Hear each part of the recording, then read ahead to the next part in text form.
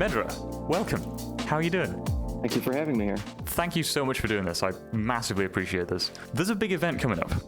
The big event you're talking about is the Metaverse Maker Competition, or the MMC, and I'm the host and primary organizer for it, which means that most of the things you see behind the scenes that are the operations, play a big part of that. Anywhere from the fundraising to making sure that there's an event world to making sure that the people that are working on the voting systems like Probable Prime and everything else is working out. So it's not just the Medra show by any means, but it's a series of people all helping work together to make this into something pretty spectacular. So first of all, what exactly is MMC and why have it? Okay. The MMC is a month-long competition where participants, for free, are able to make it like a world, an avatar, or any other type of creation to win a prize. In past MMCs, we've had creations that have ranged from like avatar creators to social worlds, games, NPCs, art, and custom tools, and all kinds of things. And why even have this MMC? The main reason is to give community a positive shared experience, something that everyone can say that they've done together and can feel proud of at the end of the month that they've made something. Because a lot of times people do have unfinished projects and they don't have something to show for it. And this is a way to say, like, look what I've done, and share it with others so other people can learn from it or reuse this stuff. And it ends up becoming part of the ethos of the entire metaverse. Mm-hmm. And we were talking about this before. It's like, it's not just a competition for people. It's a lot more. In addition, it's also about creating a lot of content that people can then use in the future and go into an experience and become a part of the Neos universe, essentially. That's right. Creator Jam and the MMC is an extension of Creator Jam, the group, or Creator Jam, the organization, is meant to be a thing that celebrates creation in itself as a healing process and as something that is a way for people to give. And the cool part about it is we're very open source oriented.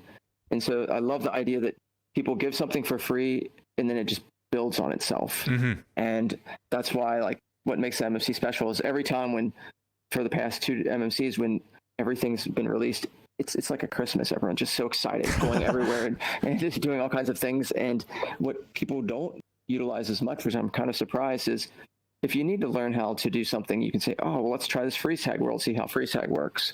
Or how does an item attaching tool work? So you could have like equipables. Well, someone's made one of those for them to see. All kinds of stuff like that are all over the place that are just there for the testing and checking out.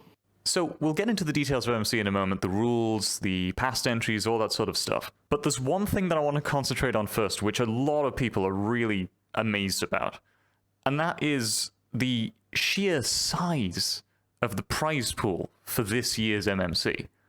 So last year's MMC, for context, the prize pool was $8,000.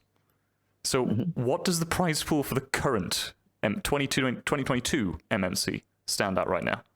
The prize pool currently stands at 100,000 NCR, which right now is the equivalent of $200,000. Which is just staggering. It's just off the wall. It's like, that's mad. Yeah. That's $250,000 almost. Like, how did this happen? Well, I think there's a couple of major reasons for this. We knew, just a little backstory on this before some of those factors is, always there's trying a guesstimation of what could the prize pool be next year? What could it be? And usually always saying it doubles is like a good baseline, but then there's this looming thing of saying, well, and these are one of the factors, there's new NCR wealth since the last competition went up from 23 cents to now it's what, $1.90, $2. So that's a crazy jump. Also, NCR was given out to Patreon users and also people invested in that. So a lot of people had NCR when it was only 23 cents or less. And now it's just jumped.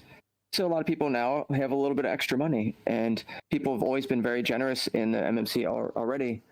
So I figured, who knows what that could be if it could reach 15,000 or even larger.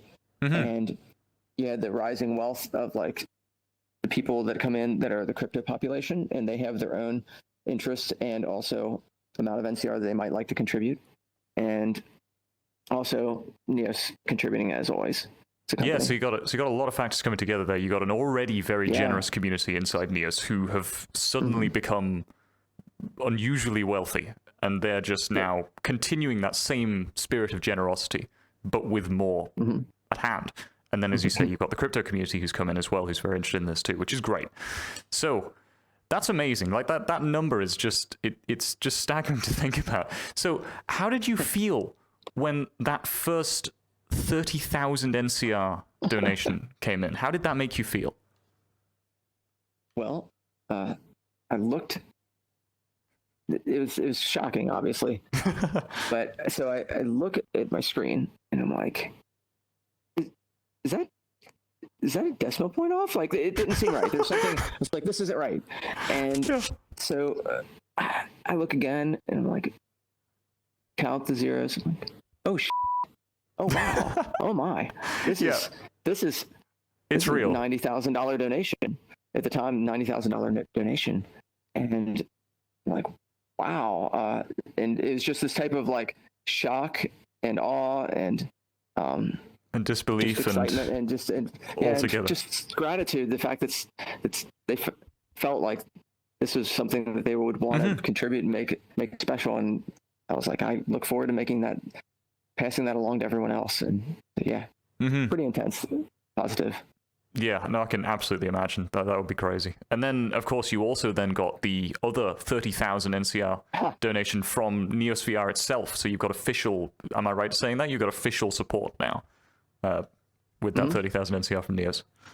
Well, yeah, there's that. We had 30,000 first from the one anonymous donor, then an additional 20,000 from someone else, and an additional 18,000 from an anonymous donor, and then Neos decided they would get on to official support as well, and so and these are all in NCR as well. So this is all in NCR. Yeah, so of course you given fiat, but yes, true. That's another thing, actually. Yeah, we'll get to that in a bit about how people can sponsor the event if they want to sponsor. So this big prize pool is all well and good. What does it mean for the competition, for competitors in the competition, in terms of prizes, in terms of running the competition, these sorts of things? But how does that huge investment translate into reality, or virtual reality, is the case, maybe? It translates into reality too, with paying for lawyers and accountants and other things that are the moving parts behind the scenes that are necessary for when you have something that's nearly $250,000 in prize. The money also translates, which is what would be important to most people participating, will be the prize pool, and the prize pool is at 100,000. Dollars or NCR? NCR. So there's more donated than 100,000 in NCR. 100,000 NCR, so which equates, as we were saying before, a lot. Yeah. So how do the prizes actually work? Well, the prizes are in the form of NCR, which is Neos's cryptocurrency, in-game cryptocurrency used. And even though we have a big prize pool, the prizes are broken down into category and between winners and honorable mentions. So we have 13 categories, one winner per category, and then a secret number of honorable mentions within each category. The winners receive 5,200 NCR, a trophy, and a custom badge. And the honorable mentions will receive 1,300 NCR, a trophy, and a custom badge. And then all the participants will actually receive a custom badge. I see what you're thinking. I understand that. So it's not a winner takes all. It's a winner takes a lot, and then you've got a secret number of extra people who've made crazy, amazing stuff that you really want to highlight and you don't want to miss. Absolutely. And that makes a lot of sense. It's a better way. Better way of covering more people and also giving more prize out, actually. And there's also another intricacy here, which is teams. So for last year's MMC, if I understand correctly, teams were of an unlimited size. You could have however many members in your team as you want.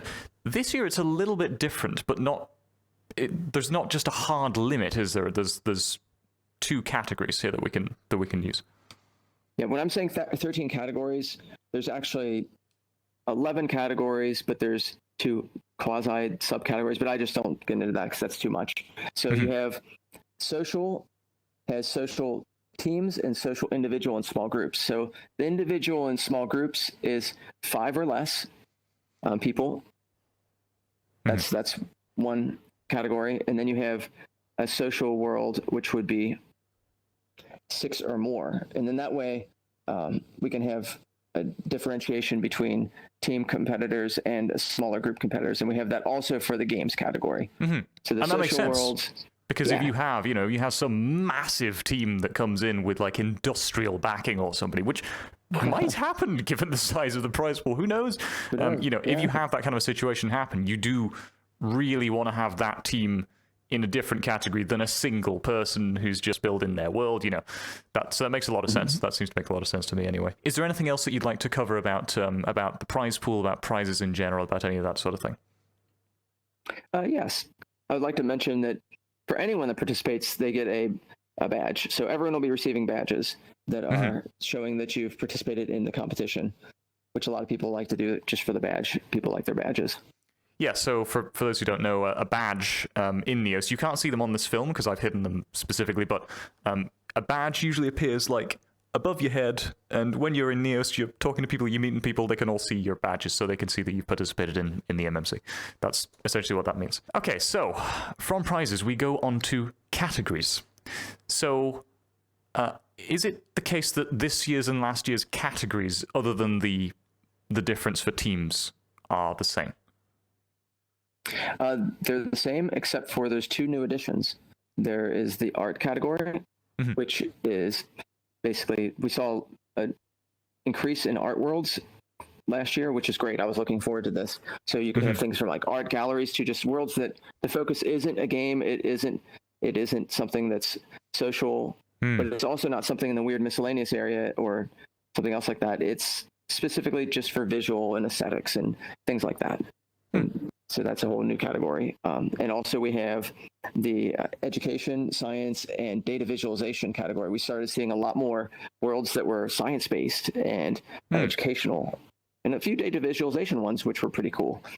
So finally, we can separate that into a category. To be clear, is that you were seeing those types of worlds entered in last year's MMC? Yep, those were some we saw last year in MMC, so we decided to now let's make those separate categories because it warrants it. So what's an example of one of those science data visualization type worlds? Because that's something that's quite interesting to me. Sure. There was Locator's Lookout, if I'm correct, and they had satellites that would shoot off into space based on data that they downloaded, and then you could see, based on where your location is, where the satellites would be at that location. And so you could look up into the sky. That's amazing. Really cool. That's really great. I love that sort of thing. Yeah, it's super cool. But I mean, it's VR. Like, you can have visualization of data instead of like graphs and things that are 2-dimensional. They're all around you. So how do you show that? And I look forward to seeing the crazy stuff people make this year with all kinds of data. Last year there were some amazing worlds that were produced for MMC. Like some really amazing worlds. We're actually sat in one of the worlds that was made for MMC last year, right? That's right. This is Floating Islands by Earthmark. Earthmark, right. So, yeah. Yeah, and it's a really, I love this world. The reason I chose this world actually for this setting is just because of this like background and the lighting. It just, I just feel it really works. I really like I love the setting in this world. So flipping great job to have made this world. Yeah. So could you describe some great examples of worlds, tools, avatars, whatever it is that were made for last year's MMC? Oh, definitely. So we have like Rocky Retreat by the Vibes, which is a big immersive world where people can roleplay as a barista. You're in this kind of hotel, nature retreat area, and it has lots and lots of places to explore and to roleplay with friends. Definitely would check it out. It's very, very detailed and in-depth. Another one that's a must check out is Abandonware. Abandonware was one of those am I still in Neos type of moments. Wow. And if you like horror games and atmospheric horror especially, this has like a lot of levels, puzzles, and lore, and the special effects are just fantastic. So definitely I would recommend that. And that's by VR Pokeforce. Something about horror in VR. It's just what it does to you. It's mad. Like the emotional impact that can be made when you make an atmosphere so compelling and so you trick the brain into feeling like it's really under threat. No, the fear response is like a big deal. I mean, heck, Half-Life Alyx is fantastic for it. Definitely. I've heard many people I know, they can't handle it. I thrive in that kind of nuts, insane stuff, but some people are like, it gives me anxiety. I can't do this. And no way. I am like, wow, this is great. I love what they did there. Totally. Someone said I thrive in chaos, and I think they're right. I like that too. So go ahead.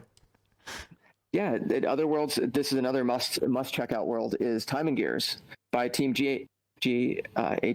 Sorry, and it's a clockwork steampunk world, which you just kind of walk through a path basically, but everything just this crazy artistic spectacle just unfolds before you, just like almost like you're going to be coming into a boss fight. That's how it feels, like some kind of crazy Final Fantasy thing. And it's one of those worlds. It's like I'm not in Neos anymore type of moment, which is definitely worth checking out. Most people that go in there are just a little bit gas. It is amazing. I've been to that world myself. It is really quite something. You've got all the gears turning. You've got those things coming up as you run along. It's really, really quite amazing that. And that was an MMC. How did that one place out of interest in MMC last year? Was that a winner? All the ones I've mentioned so far have been winners. They've all been winners. The game, the social, and the world's miscellaneous category. And that doesn't mean that there's not a lot of worlds there's ones that are winners and honorable mentions worth checking out, but even there's lots that didn't even make it into that are certainly interesting. And I would say at least 90% of the worlds are worth checking out. And that's not me. Well, I guess it's me being biased. I love looking at art. So some things that you might want to check out are like, we have a whole avatars category, which is the avatar where they're just building avatars, to accessories for avatars, which is another category, and then miscellaneous, which is whatever else. It could be like an avatar generator or things that aren't quite accessories. They're a little bit something special. And so under just the regular avatars category, I would suggest checking out Purple Juice's False Goddess. There's a really interesting character that you can put on that's kind of like very, very much in the horror genre once again. But they have an interesting thing where you can change from the hand point of view. So one of your eyes is just like if the character is blocked out, and you can look through that eye that's in the hand instead. And that's really cool. It's very interesting and creative. Damn. Definitely worth checking out. That sounds made incredibly creative. Second place. Second place, wow. And, but that made second place. Gosh. Gunbot was a really popular thing. Gunner made Gun Game, and you could also customize your avatar. And so you could go into this other world, get a more customized version. Then it would print out, basically it would give you a card based on whatever custom avatar you made. And then when you play Gun Game, you can just put the card on your wrist, and then you're now in your custom avatar in the game. So it was a really neat system made for that. That's amazing. There's some crazy worlds. Like if you guys have not seen these worlds, like get into Neos, check them out. You can check them out, by the way, as well. You can. How would you go about finding these worlds if you went into Neos in order to experience them and avatars and these sorts of things? Well, if you're looking to the specific ones mentioned, I would just type in part of the name and you'd see it. Make sure you have the full thing, like Time and Gears would be time, and the next thing you know, you're going to see everything that says time, and you'd find it. But otherwise, if you want to see all the MMC worlds, there's still a button over on the left-hand side under the worlds menu, and that would be, they would say MMC 21, which is last year's MMC. And it would have a list of 144 worlds to check out, which is a nice little thing to do if you're wanting to just explore with friends and just kind of start hitting random things that you like to check out. That's a good way to do it too. Yeah, and this is the thing, because all these worlds are and now the whole community can access them. We can all go into them. It's great. Were there any other worlds or elements that were made in these other categories that you'd like to mention? Yeah, there's a couple ones that I think would make people step back. There's a big fad that happened during the MMC, which was mesh baking, which means that you could turn your avatar into a sculpture. And so instantly, one of the teams made something called a figure generator. And so you saw all kinds of, everyone had now inside their own worlds a little tiny figurine of themselves, or like a snapshot of everyone together, but as a sculpture. It's super cool. Someone even used it for their trophies. in the gun game. And I was like, oh, how creative. So that one was super popular. Still is. Yeah, I remember seeing a lot of that on Twitter. People posting quite a lot about that on Twitter. Oh yeah. So, was Orange involved? I feel like Orange did some things. Orange was, I think, one of the leads or one of the main players involved in the team figure generator. Yes. Yeah. So Orange, amazing creator for Neos. Orange also the editor of the official MMC video. Is that right?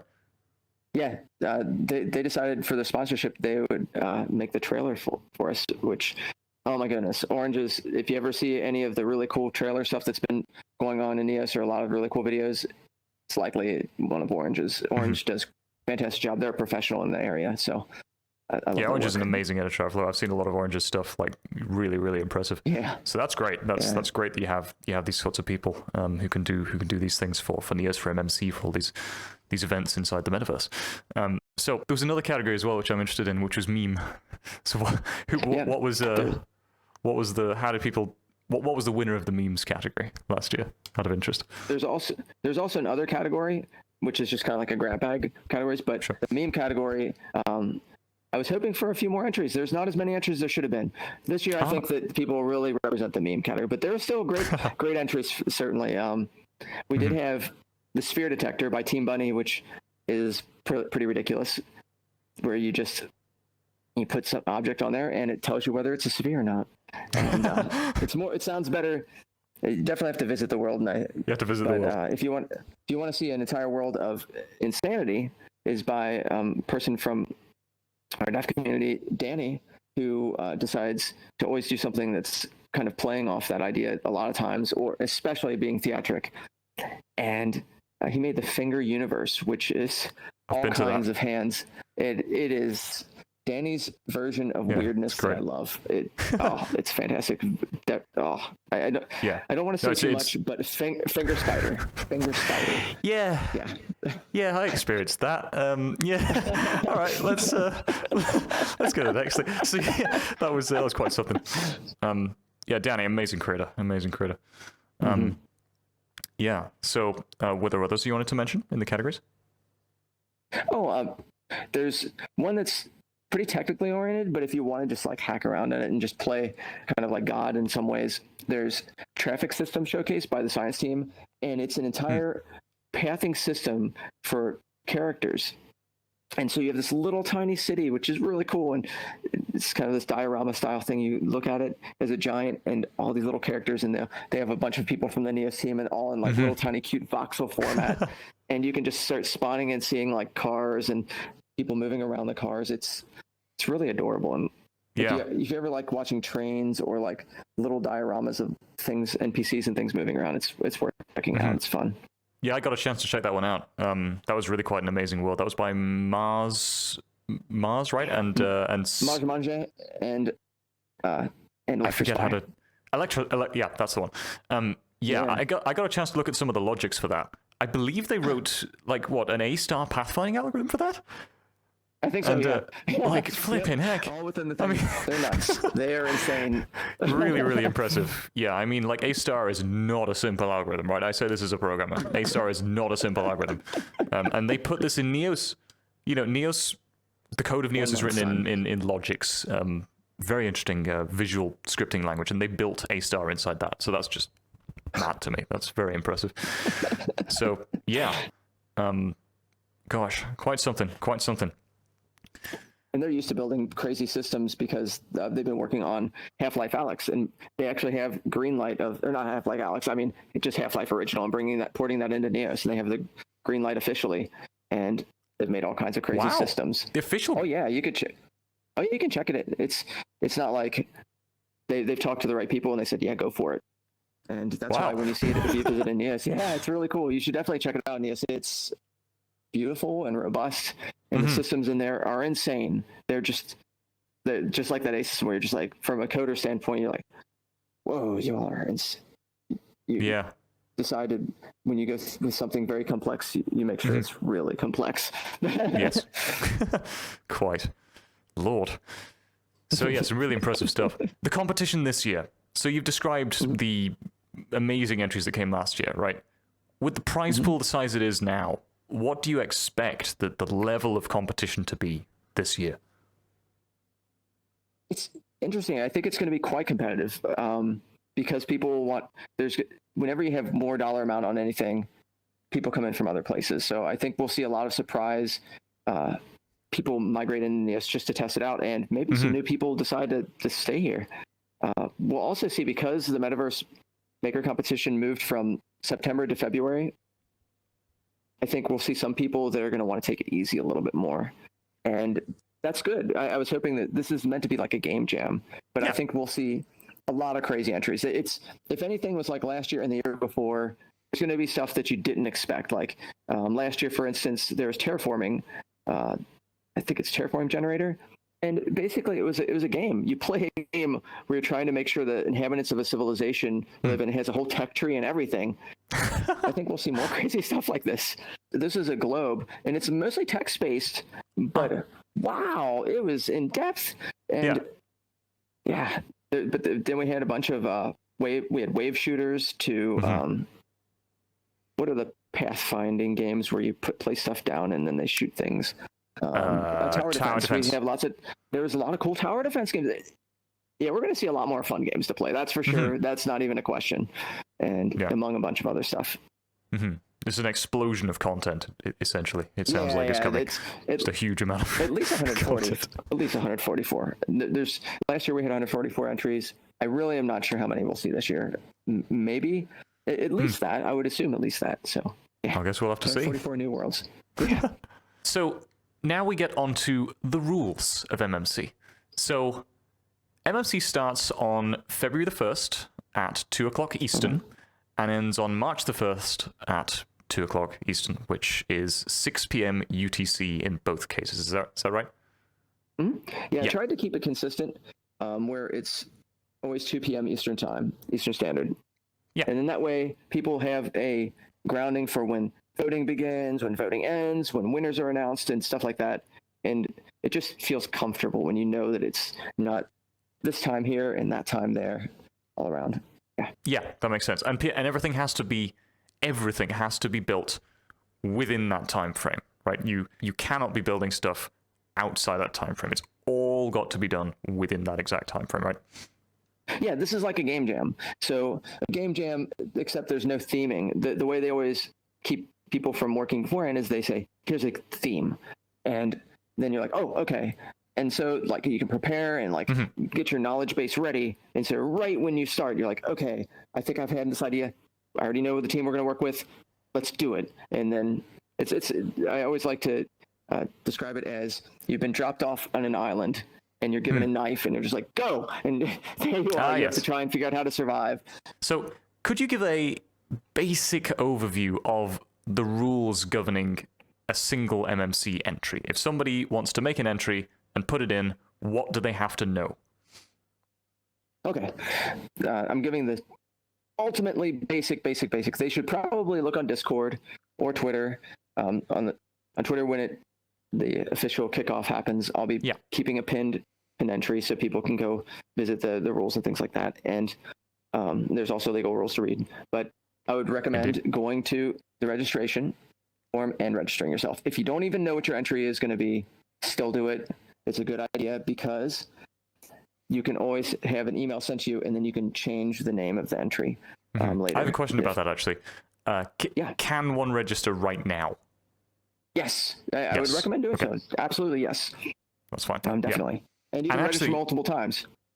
Yeah, so you could be on, enter in multiple categories and multiple teams, is that right? Or if you wanted to enter yourself in multiple categories, would you have to do a registration for each time in that category? Sorry, for each time you entered. Sure, I'll explain a little better on that. So let's say you make a cool avatar. So you make an entry, yourself, cool avatar. Then you're on a team that's doing a game. Then you register again, and you're on a team. Maybe you're not the team lead, so you don't say you're team lead. But what you wouldn't do is like register your avatar under this thing in this category and then in like multiple categories. You only have one category per entry. Then to answer kind of like the rules stuff from there, like so you have registration. Then what you do from that is you go to making whatever stuff you're going to make and make sure it fits within the rules, and would recommend it's CC attribution if you're grabbing assets, or CC 0, which is public domain. Those are good ones. And this is actually quite important because certain license types are preferred by the judges. Is that right? That is correct. Yeah, certain licenses are preferred because it's the idea of open source. And you also decide on the license for your world. So that way, if your person says, no, this is a lockdown world, you can look at my stuff, but you can't keep it. You can do that, but it doesn't give you a major penalty, but it definitely is, if something's equal. It's noted. Well, yeah, if you're on equal standing with someone and they have everything open and this is not open, the open's going to win, because that means someone can learn from that. That means someone can reuse it, maybe turn it into something cooler, or just their own personalized way. It just adds to the whole ethos of everything and the whole community. Yeah, I'm getting a strong sense of that you want everything to contribute, to be a contribution to everything, rather than all be sort of tight locked down. That makes a lot of sense. I understand that. Yeah. So, was there anything else generally on the rules to note? Yeah. So you register, you make stuff, then you submit your entry. I would also recommend, this is crazy idea. People don't like this idea as much, or well, no, it's just not that much. So, is submit your entry early. Maybe the first week you submit your entry and people might know what it is. I mean, people like to have their stuff be top secret, but submit it, and then you can always save and update your world. That way, a lot of people wait to the last minute, and that's infinity stress. I cannot recommend enough to submit your entry at least a week before, and then just keep saving and updating it from there. It'll save you the stress of worrying about, did it publish? Is there something going wrong? 100 people are all trying to publish at the same time. Why is Neos exploding? Yeah, I'm stressed that I've spent a month's time and maybe I might turn mine in late and be disqualified. No one wants that kind of level of stress. Well, you heard it. Get it in early. Yes. Right. Get it in early. Yep. Yeah. So strongly recommend finish early. Finish a week early. This is just like pro tips. Finish a week early. Then play test. Just play test the hell out of it. If you have a game or even other stuff, just try out stuff. If your avatar, make sure everything's feeling right for a while. All kinds of things. Yeah. And then that makes sense. After it's published, make sure that you have the world tagged correctly. So it'll have MMC22 tag and then whatever category tags as listed in the rules. If you don't have those things, it won't be able to be listed in the voting. It won't be qualified. I'm gone. So make sure that's correct. That's important. So on the topic of licensing and attribution and all that, right? So people can get 3D models to use in VR from a variety of different places, right? But there are going to be some places that will give you more items that would be, say, preferred by judges, right? Or just generally good places to get items. What would be some good websites, places to get assets to use in your creations, in your opinion? Oh, yeah. Creator Jam uses Sketchfab heavily. We use a couple other sources, but Sketchfab's an excellent source. The Creator Jam public folder has 5,000 to 7,000 plus assets. I don't know. We've kind of lost count. And itch.io. I mean, if you look at the background here, there's some places around this that are actually using Quaternius's assets, which are CCO license, and we have those come from the Creator Jam public folder, you can tell. So CC0. That makes a lot of sense. Just giving the camera a bit of a shot around here. My own camera. There we go. Let's get back to the anchors here. Cool. But I would definitely avoid CG Trader, avoid TurboSquid. They have specific licenses that don't allow you to bring things into Neos, unfortunately. There was something else about that as well. I think Minecraft was mentioned. Yep. Yeah, I know people love Minecraft, but their licenses are non-commercial, and because this is a paid event, like that you win prize, then so it can't be used. So am I understanding that correctly, that you can't not only use official Minecraft assets, but you can't use any assets that are Minecraft themed or themed? I guess we're getting into the weeds here. Yeah, basically you can't use the details of like if something that's Minecraft themed. I'm not so sure. That's when you get to gray areas, that's usually a good time to contact me personally, because it's always better to ask. I'll let you know. I've seen a lot of different questions. There's always something new, and there's always a lot of nuance. But certainly you can't. A lot of times what I'm talking about, at least right now, is people will build something cool in Minecraft and then bring it in Neos, which is awesome, and it's nice, and you can actually do that legally, but you couldn't do that and then now you're having your business there, or you couldn't do that and win prize, stuff like that. That's a shame. Minecraft should change their license. That would be great. That would be cool. And then I have a bit of a wild question, which is on the rules. Like, you were saying there are some things that you can't use because of licenses, sort of that. Have there in the past been any disqualifications from MMC, and why was that? And how can people avoid that happening? One thing I assume would be to ask you, to contact you if they're not quite sure. Oh, most of the disqualifications we've seen are things that have been well within the rules, like don't use assets that are commercial, or make sure you turn your stuff in on time. Mostly stuff like that. Right. Those have been most of the disqualifications. Yeah. That makes sense. And go ahead, sorry. Yeah, asking me questions is a good thing way beforehand. That's a good way to avoid it if there's anything on the rules that you're having a hard time understanding.